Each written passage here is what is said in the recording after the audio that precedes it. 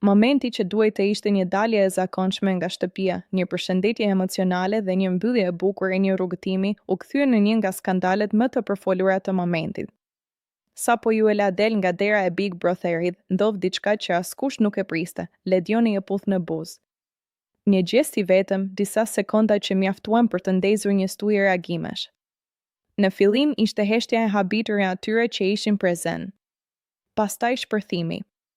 Brenda pak minutash, rrjetet sociale u mbushen me video, komente dhe reagime nga më të ndryshmet. Portalet dhe gazetat online nuk humbën kohë, titujt u bën gjiknje më të fortë, gjithnjëherë më provokues. Skandal në dalje, puthja që tronditi publikun, a kaloi kufirin Ledioni? Këto ishin vetëm disa nga titujt që pushtuan median.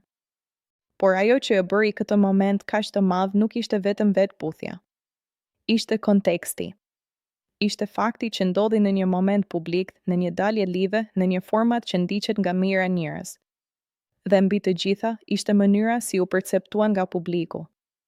Reagimi i opinionit publik ishte i menjëhershëm dhe i ashpër.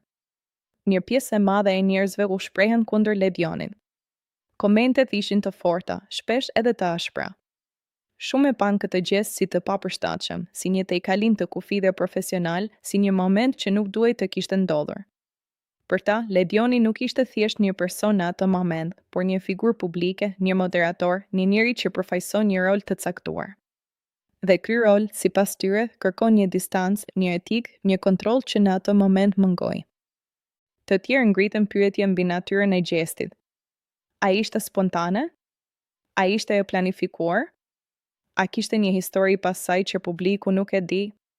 Këto pyetje vetëm sa shtuan më shumë zhurmën, më shumë diskutimin, më shumë kuriozitetin. Nga ana tjetër, kishte edhe zëra që e pan ndryshe. Një pakisë që e konsideroi si një moment emocional, një reagim të çastit, një gjest që nuk duhet gjykuar kaq rënd.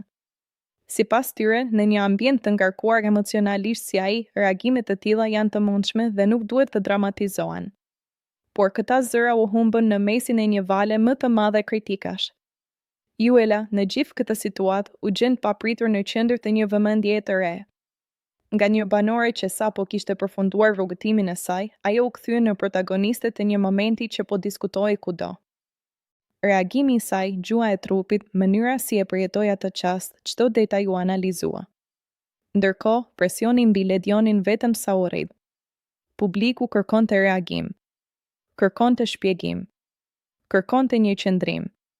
Heshtja, në këto raste, shpesh interpretohet si faj, ndërsa çdo fjalë e thënë mund të ndezë edhe më shumë situatën. Kjo ngjarje nxori në pa edhe një herë fuqinë e mediave dhe rrjeteve sociale. Si një moment i vetëm mund të zmadhohet, të analizohet, të gjykohet nga mijëra njerëz në të njëjtën kohë. Si një veprim mund të kthehet në debat kombëtar brenda pak orësh. Por mbi të gjitha, ngriti një pyetje më të madhe, ku janë kufit për figurat publike? Sa spontane mund të jenë ato? Dhe kur një gjest kalon nga njerëzor në i papranueshëm në sytë e publikut, ky debat nuk do të shuhet shpejt. Sepse nuk është vetëm për një puthje.